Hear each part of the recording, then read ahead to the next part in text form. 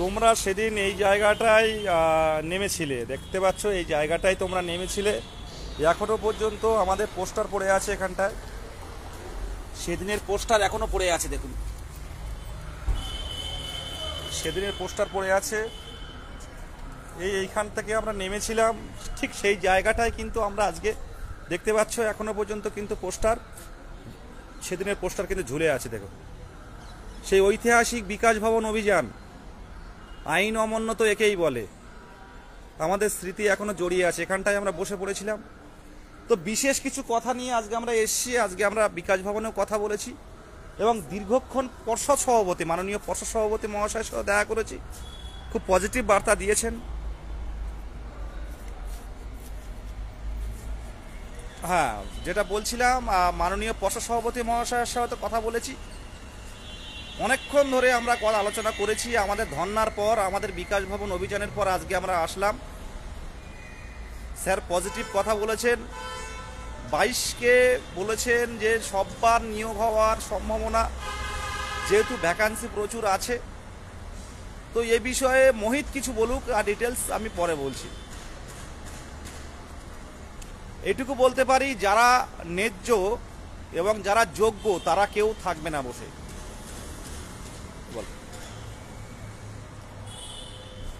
অনেকেই বলছিল যে সভাপতির সাথে দেখা করুন দেখা করুন, অনেকেই মেসেজ করতো, কালকের রাতেও অনেকে করেছে, সেগুলো দেখলাম এই পরে। সেই জন্য সভাপতি মহাশয়ের সাথে দেখা করা হয়েছে, কথা হয়েছে, আমাদের কথা শুনে উনি দেখা করেছেন, ওনার সাথে দীর্ঘক্ষণ কথা হয়েছে। এবার বিষয় হলো, যেটা চলতি যে নিয়োগটা রয়েছে এখনও স্টেট কাউন্সিলিং বাকি আছে। একটা প্যানেল বেরিয়ে গেলেই সেটার পরে রিক্রুটমেন্টের নোটিফিকেশান দেবে না পর্ষদে, যেটা বুঝলাম স্ট্যান্ড। তারা পুরোপুরি ওটা মিটিয়ে, চলতি নিয়োগটাকে পুরোপুরি মিটিয়েই আমাদের প্রসেস কিন্তু শুরু করবে। এটা সবাইকে বুঝতে হবে। এটা আগেও অনেকবার বলেছিলাম যে চলতি নিয়োগ যতক্ষণ না হচ্ছে ততক্ষণ একটা সম্ভাবনা কমই থেকে যায়। তো সেটা এখনও বজায় রয়েছে। এদের স্টেট কাউন্সিলিং বাকি আছে, সেটা হবে। তারপরে আমাদের সুপ্রিম কোর্ট যেটা আমাদের বলে দিয়েছে যে 2200-র কাছাকাছি প্রায় সিট, 2000-এর বেশি সিট যে রিজার্ভ করে রাখতে বলেছে 20-22-এর জন্য, এবং 20-22-এর ইন্টারভিউ নিতে বলেছে, 6 সপ্তাহের মধ্যে সুপ্রিম কোর্টে জমা দিতে বলেছে। তো সুপ্রিম কোর্টের অর্ডার যেহেতু রয়েছে, তো সেটা মানতেই হবে এবং পর্ষদ সেই কাজগুলো এখন করবে। এবার আমাদের অবস্থা, যতদিন না নোটিফিকেশন আসছে ততদিন কিন্তু আমরা অথই জলেই রয়েছি। আমাদের ওই জলে কুমির আর পারে হচ্ছে বাঘ, এরকম একটা অবস্থা। কারণ 23 স্টেট হয়ে গেছে, তাদের রেজাল্ট কতদিন আমাদের জন্য আটকে রাখবে বলতে পারছি না। সভাপতি মহাশয় মানে খুব তাড়াতাড়ি করেননি এখনো পর্যন্ত, দেখতে পাচ্ছি যে এখনো অ্যান্সার কি এইসব বেরায়নি। তো কতদিন আমাদের জন্য আটকে রাখতে পারবেন সেটা শিওর তো কিছু বলা যায় না। উল্টো দিকে যত লেট হবে তত বিভিন্ন ট্রেনিংগুলো কমপ্লিট হচ্ছে। 21-23 তো হয়েই গেছে, পরীক্ষাও হয়ে গেছে, তো তারা স্বাভাবিকভাবেই থাকবে। 22-24 যারা আছে তাদের ট্রেনিং আবার কবে কি করে কে জানে, বলা যাচ্ছে না। তো অনেক কিছু রয়েছে, সামনে আবার ভোট রয়েছে। তো এই একটা পরিস্থিতিতে আমরা রয়েছি, খুব জটিল পরিস্থিতির মধ্যে রয়েছি। চলতি নিয়োগটা যতক্ষণ না মিটছে পুরোপুরিভাবে, আমাদের কিন্তু মানে রাস্তাটা ক্লিয়ার হচ্ছে না, এটা সবাইকে বুঝতে হবে এবং এটা বাস্তব। আর আমি অনেকবার রিকোয়েস্ট করেছি যে যাই বাধা থাকুক, যে আপনি অন্তত সাবজেক্ট টু আউটকাম করে আমাদের নোটিফিকেশনটা অন্তত দিন, কিন্তু সেটা উনি করবেন না। উনি পুরোপুরি জটিলতা কাটিয়েই একটা নতুন নিয়োগে হাত দেবেন, এরকম একটা মানসিকতা ওনার রয়েছে, যেটা বোঝা যাচ্ছে। উনি 22কে আর মানে ঝুলে থাকতে দেবেন না। আর আজকে কথাবার্তার প্রথমে শুরুতেই যেই কথা নিয়ে আলোচনা হয়েছে, আমরা যখন ঢুকেছি প্রথমেই উনি একটা অর্ডার কপি নিয়ে এসেছিলেন, সেটা হচ্ছে গিয়ে শিল্পী সেনের মামলাটা। সেই অর্ডার কপি উনি নিজেই নিয়ে এসেছিলেন এবং সেখানে লাল কালি দিয়ে বাঁট করে করে নিয়ে এসেছিলেন যে আমাদের বলবে বলে। তো দেখাচ্ছে তোমরা এই কেসে এই তোমাদের হয়ে এই কেস করেছে, এখানে লেখা রয়েছে 21 তারিখের মধ্যে এই করা যাবে না, সেই করা যাবে না, ওইসব উনি ওনার কথা বলছিলেন। তো কেসে যেতে বারণ করছেন, এইসব বলছেন। তো আমি বললাম এগুলো তো আমরা করিনি এবং এটা আমরা নোটিফিকেশন আগে করতেও চাইনি, কারণ এমনিই বাদ যাবে। সেটা সভাপতি মহাশয় আগেও আমাদের বারবার বলেছিলেন যে এটা আগে করলে কিন্তু জটিলতা সৃষ্টি হবে এবং এটা স্বাভাবিকভাবেই হবে। এনআরএসরাও কোর্টে যাবে, ডবল ডিগ্রি যারা আছে তারাও কোর্টে যাবে, প্রত্যেকের সার্টিফিকেট বাঁচানোর জন্য প্রত্যেকের অধিকার আছে, তারা কিন্তু কোর্টে যাবে এবং জটিলতা সৃষ্টি হবে, এটা স্বাভাবিক কারণ। তো সেটা আমাদের কথা হয়তো অনেকে নাও বিশ্বাস করতে পারে। তো একদিকে ভালো হয়েছে, আজকে আর একটা দাদা এসেছিলেন মুর্শিদাবাদের, সেই দাদাটা এসছিল, সেই দাদাটা আগের দিন আমি দেখেছিলাম সোমবার, যে শিল্পী সেন আমার থেকে বড় হয় যত সম্ভব, তাই তো সেটা অনেকে বলছিল। যাই হোক, আমি তো তারা সবাই মিলে যে কালীঘাটে বসে লাইভ করেছিল এবং যেই ছেলেকে দেখিয়ে বলছিল যে না শিল্পী না, যে আমরা প্রতিদিন নতুন ছেলে নিয়ে আসি, সেই দাদা তখন বলল যে আমি এদের সাথে সেই দিনও আসিনি, আমি নিজের কাজে এসেছিলাম। তো তারা আমাকে এখান থেকে আমাদের সাথে কন্ট্যাক্ট হয়, আমাকে নিয়ে যাওয়ার পর তারা লাইভ করে এইভাবে মিথ্যাচার করছে যে আমরা নতুন ছেলে নিয়ে আসি। তো এগুলো করে কী পাবে আলটিমেটলি জানা নেই। তো সেই দাদার সাথে আজকেরও পরিচয় হলো, সেই দাদাও এসেছিল, সেই দাদা ভিতরে গেছিলো আমাদের সাথে, তিনিও শুনেছেন বিষয়টা কি বলেছে। তো কিছু বানিয়ে বলছি না, শুরুটাই করেছে ওই কেস দিয়ে, তাও সেটা আংশিক কেস, যেটা বলেছিলাম যে শুধুমাত্র বিএড নিয়ে কেসটা ছিল। কেস যারা ডিটেলস পেয়েছেন, যারা ডাউনলোড করে নিতে পেরেছেন, পুরো কেসের ডিটেলসটা ডাউনলোড করে নেবেন, সেখানে পড়তেই পারবেন, সেখানে কিন্তু কোনো পিডিএফ প্রকাশের কিছু বলা নেই। তো এই হচ্ছে আজকে যা শুনলাম, বললেও অনেক কিছু বলা যায়, কিন্তু আমরা বলেছি বারে বারে যে ঐক্যমঞ্চ কারোর পিছনে কোনো কথা বলে না।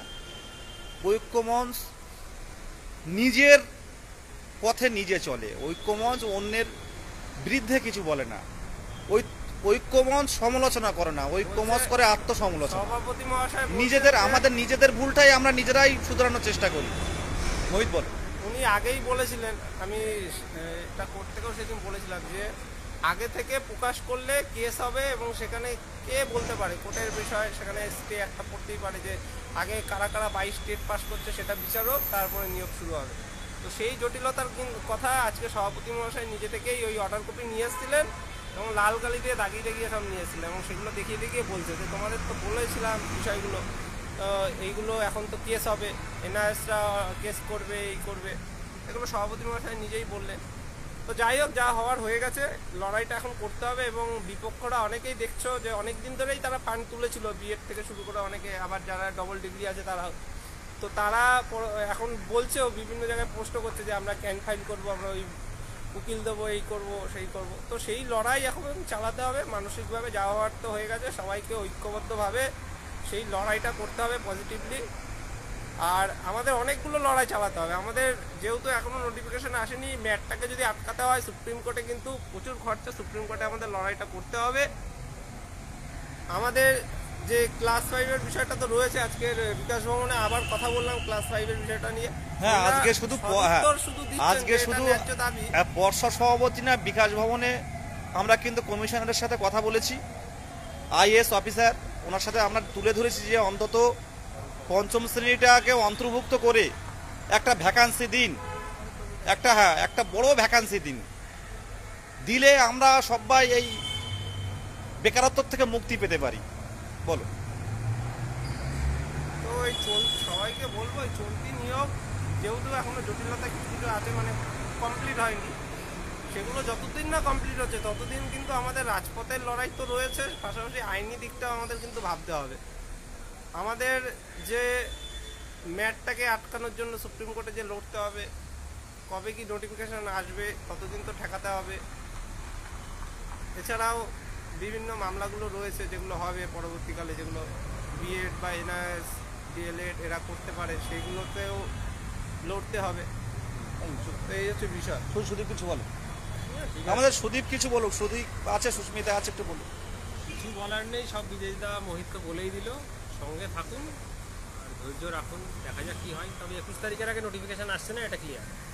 21 তারিখের পর দেখা যাক কী হয়, এইটুকুই বলার, আর কিছু সেরকম বলার কিছু নেই। সুস্মিতা কিছু বলে।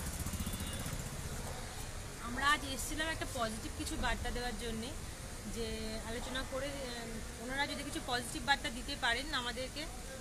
প্রথমে এসে একটা ধাক্কা, উনি পুরো একদম যে শিল্পী সেন যে কেসটা করেছে সেই কেসে, ওটা আদৌ পিডিএফ মামলা না, ওখানে কোথাও উল্লেখ নেই যেটা পিডিএফ মামলা, যাই হোক। তো ওটা পুরো মার্ক করে উনি নিয়ে এসেছেন লাল কালি দিয়ে, যে তোমরা তো কেস করেছো, তোমরাই তো করেছো না এই কেসটা, এইভাবে বলছেন উনি বারবার করে। উনি ইন্ডিকেট করছেন তোমরাই তো করেছো, তোমরা যাই হোক, তোমরা যে আলাদা আলাদা গ্রুপ হও আর যাই হোক 22 স্টেটের থেকে তো করেছো। তো এই তোমাদের এই কেসটার জন্যে 21 তারিখের আগে আমরা এটা নিয়ে কিছু ভাবতেই পারবো না, কিছু বলতেই পারবো না, এমনকি তোমরা আন্দোলনেও আসতে পারো না, তোমাদের সে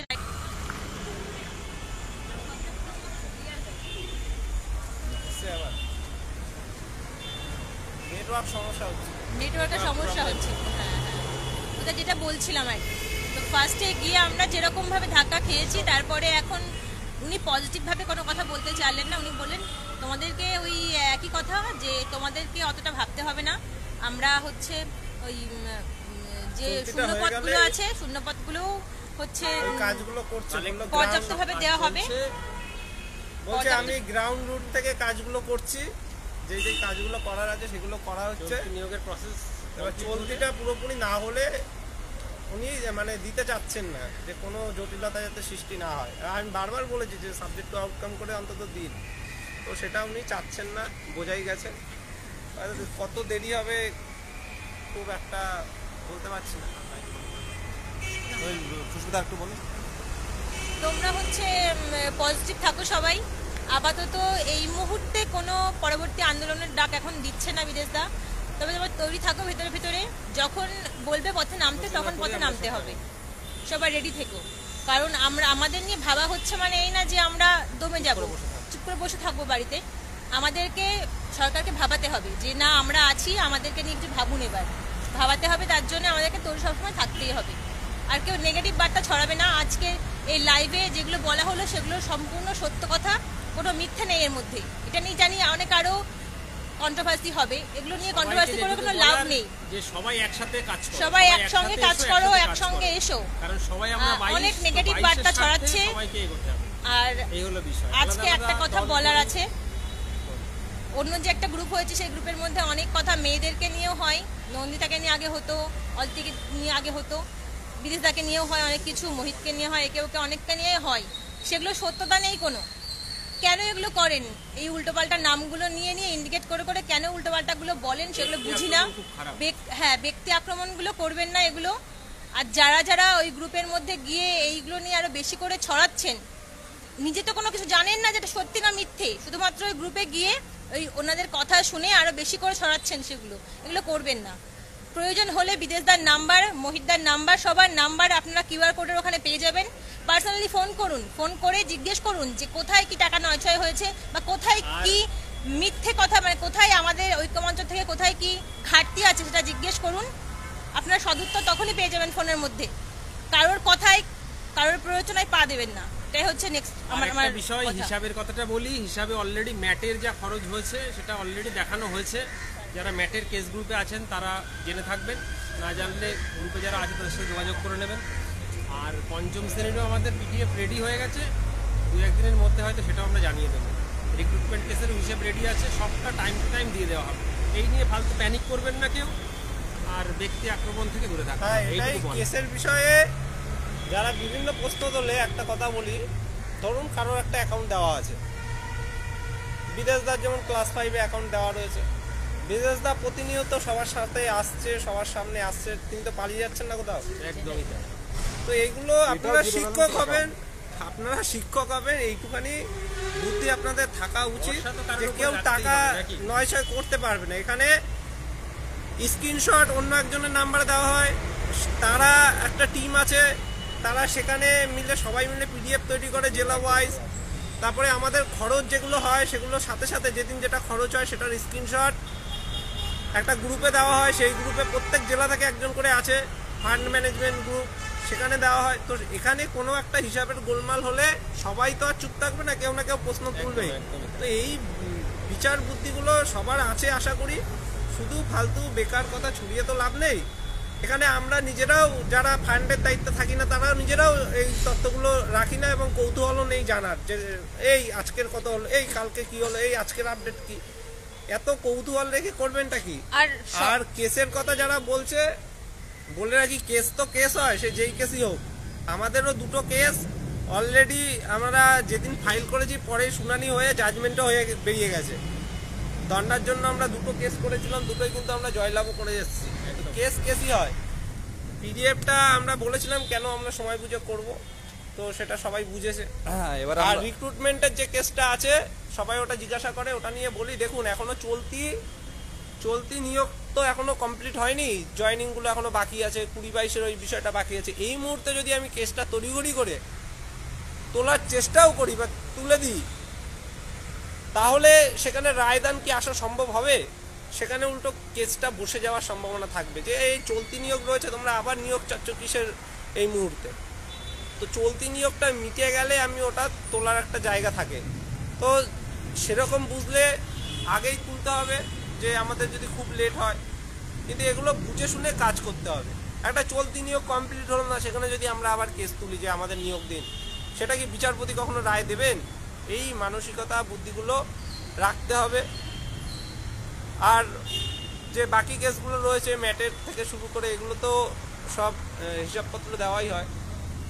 হ্যাঁ, এবার আমি বলে শেষ করে দেবো। প্রথমেই বলবো যে আমরা আগে ভাববেন যে হবু শিক্ষক আমরা, হবু শিক্ষিকা আমরা, তো আমাদের মুখের ভাষা, আমাদের চলন, শালীনতা, বিনম্রতা, বিনয়ী, এগুলো আগে বজায় রাখতে হবে।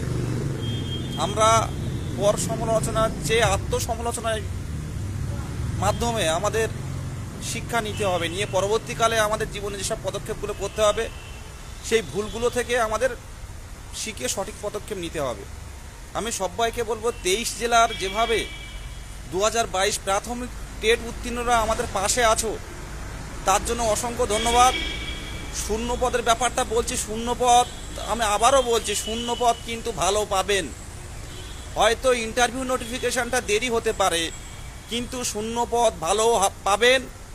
আর যে স্যারকে সাথে আরেকটা কথা বলছিলাম যে পুরনো যারা একাডেমিক তাদের কি ব্যাপার, আমি মুখ ফুটে বলছি না, আমাদের সুদীপ প্রথম আসলো আজকে, সভাপতি স্যারের সাথে প্রথম কথা বললো। সুদীপ বলুক যে পর্ষদ সভাপতিকে আমি জিজ্ঞাসা করলাম যে যাদের ওল্ড একাডেমি স্যার 23 জেলা যেহেতু আমাদের সাথে আছে, 23 জেলার প্রত্যেকটা ক্যান্ডিডেট ফোন করে যে আমাদের পুরনো মাধ্যমিক, পুরনো উচ্চ মাধ্যমিক, তাই এ বিষয়ে আপনি কিছু বলুন, যাতে নতুনরাও ক্ষতিগ্রস্ত না হয়, পুরনোরাও নিজের স্বপ্ন পূরণ করতে পারে। তো এই বিষয়ে কিছু মতামত আপনার, স্যার কি বললেন শুনুন। ওনাকে জিজ্ঞাসা করলাম যে স্যার একাডেমিক কি চেঞ্জ হবে আমাদের ইন্টারভিউয়ের আগে, বা এই ব্যাপারে কিছু বলুন। তো উনি যেটা বললেন সেটা বলছে একাডেমিক চেঞ্জ হবে কি হবে না এটা নিয়ে ভেবো না, কিন্তু পুরনো যারা আছে তাদেরটা আমি ভাবছি, তো চিন্তা করো না, পুরনোরা নিশ্চিন্তে থাকো, কোনো অসুবিধা হবে না। বলছে 17-র প্যানেলটা তো দেখেছো, তো নিশ্চিন্তে থাকো, তোমাদের ইন্টারভিউয়ের পরও যখন প্যানেল বেরোবে তোমরা দেখবে সব ঠিকঠাক আছে, কোনো অসুবিধা হবে না পুরনোরা। এবার দেখা যাক উনি কি সিদ্ধান্ত নেন বা কী করেন, এটাই বলার। শুনুন, আমাকে আপনারা মোটামুটি চেনেন, কম বেশি চেনেন। আবারও বলছি, আমি কোনো পর সমালোচনা আমি বিশ্বাসী নয়, আমি প্রথম থেকে কর্মে বিশ্বাসী। তাই আজকে আমার সাথে কিন্তু এই 23 জেলা আছে। আমি ছোটোখাটো বিষয় কেউ ভুল হলে তাকে পার্সোনালি ফোন করে বলে দিই যে এটা জনসমক্ষ হল, এনো না এটা ভুল হয়েছে, সে আমার শত্রু হলেও। আমার কারোর প্রতি কোনো অভিযোগ নেই, কিন্তু একটা কথা বলবো, দেখো যে কেসগুলো আইনি পথে যাবে, এসো না 22টারা সবাই একসাথে আন্দোলন করি, একই সাথে কেসে ঢুকি। আমি প্রত্যেক জেলাকে বলবো যে আসো একসাথে আন্দোলন করি, একসাথে বিভিন্ন কেস আলোচনা করে কেসের সিদ্ধান্তটা নিই। কারণ আজ যেমন বললো যে 21 তারিখ পর্যন্ত এই কেসের জন্য আমি নোটিফিকেশন দিতে পারবো না, তো এই 21 তারিখ হোক বা আর 10 দিন পরে হোক, সেটা বড় ব্যাপার না। আমার কারো অভিযোগ নেই, তো যেটা বলেছেন সেটা আমি বললাম। আর পর্ষদ সভাপতির উপর আপনারা ভরসা রাখুন। শ্রদ্ধেয় স্যার ঐকান্তিক প্রচেষ্টায় যাতে আমাদের ইন্টারভিউ নোটিফিকেশান ছেড়ে, যাতে ইন্টারভিউ নোটিফিকেশান স্টে না পড়ে, যাতে সবাই সাথে সাথে নিয়োগ পায়। ডিপিএসসিগুলো যেভাবে T20 ফরম্যাটে অ্যাপয়েন্টমেন্ট দিচ্ছে আপনার পছন্দের স্কুলে, আপনি যত দ্রুত ঢুকতে পারেন সেই কাজ করার জন্য কিন্তু পর্ষদ সভাপতি আমাদের শ্রদ্ধেয় স্যার গৌতম পাল মহাশয় অনবরত কাজ করে যাচ্ছেন। উনি 10:30 11টায় আসেন, রাত্রে অনেক রাতে বাড়ি যান, উনি টিফিন পর্যন্ত করেন না দুপুরবেলা। তো এমন পর্ষদ সভাপতি আমরা পেয়েছি, আমাদের ভাগ্য এটা। একটু স্যারের উপর ভরসা রাখুন, একটু স্যারের উপর ভরসা রাখুন। উনি বারবার আজকেও বলেছেন পরিষ্কারভাবে যে 2022 তোমরা পাশ করেছো, স্বচ্ছভাবে পাশ হয়েছে, তোমরা পূর্ণ প্রশিক্ষিত বেশি সংখ্যক নেই তোমাদের মধ্যে, তোমাদের বেশি সংখ্যক আপনি বলে কথা বলেন। উনি ছোট হোক বড় হোক ওনার স্টুডেন্টদের আপনি বলে কথা বলেন যে আপনাদের কেউ বসে থাকবে না, আপনারা যোগ্য, আপনারা পূর্ণ প্রশিক্ষিত হয়ে টেট পাস করেছেন, আপনারা যোগ্য, আপনারা কেউ বসে থাকবেন না। হয়তো একটু সময় লাগছে, কিন্তু চলতি রিক্রুটমেন্ট খুব দ্রুত আমরা শেষ করব, তারপরে আপনাদের নিয়ে ভাববো। এরপর বিকাশ ভবনে আসলাম শূন্যপদের বিষয়টা জানার জন্য। বিকাশ ভবন থেকে যেটুকু আশ্বাস দেওয়া হলো, শূন্যপদ একবার দেওয়া হয়েছে, সেটা কিসের ক্ষেত্রে লাগানো হচ্ছে এখনো পর্যন্ত ক্লিয়ার করেননি। বললো আপনাদের সাথে আমরা এটা ডিটেলস বলতে পারি না। তো যদি পর্ষদ শূন্যপদ চেয়ে পাঠায় আবারও আমরা দিতে রাজি। সবাই ভালো থাকবেন। 2022 প্রাথমিক টেট পাস ডিএলএড ঐক্য মঞ্চের পাশে যেভাবে ছিলেন ফেব্রুয়ারি মাস থেকে আবারও থাকুন। শূন্যপদ কিছু কিছু পাঠানো আছে, কাজ কিন্তু চলছে। আর যেটা বলবো, ভোটের আগে পরে নয়, যত দ্রুত 2022-এর এই 2022-এর যে ইন্টারভিউগুলো নেবে তত দ্রুত আমরা কিন্তু নোটিফিকেশান পাবো, এবং 2022 প্রাথমিক টেট কেউ বসে থাকবে না। আপনারা পরবর্তী দিনে কি হচ্ছে সেটা বার্তা পেতে অবশ্যই গ্রুপে থাকুন। আমরা হবু শিক্ষক, একসাথে চলুন না, আমরা একসাথে পড়াশোনার আলোচনা করি, একসাথে ইন্টারভিউর আলোচনা করি কেমন কোশ্চেন আসতে পারে, একসাথে বাচ্চাদের কি করে মনোবিজ্ঞান সম্মত শিক্ষা দেবো সেটাই আলোচনা করি। অন্যের সমালোচনা, অন্যের এইগুলো ঠিক না। চলুন ইন্টারভিউ নিয়ে টুকটাক আলোচনা করা যাক। আর আমরা ইতিমধ্যে পর্ষদ নয়, বিকাশ ভবন নয়, আমি সরকারি আধিকারিকদের কাছে আবারও যাব, মা মাটি সরকারের কাছে আবারই যাব যে 22 স্টেট নিয়ে কিছু একটা বার্তা দিন, একটা বার্তা, তাতেই আমরা অপেক্ষায় থাকব। এই বলে আমি শেষ করছি। সকাল থেকে এসে বসে আছি, আপনারা জানেন। আর সবচেয়ে বড় কথা বলছি, আমরা স্বপ্নের মতো পর্ষদ সভাপতি পেয়েছি, স্বচ্ছতার প্রতীক গৌতম পাল মহাশয়, ওনাকে পেয়েছি আমরা। ওনার প্রতি ভরসা রাখুন। স্বচ্ছতার প্রতীক প্রাথমিক পর্ষদ সভাপতি গৌতম পাল মহাশয়।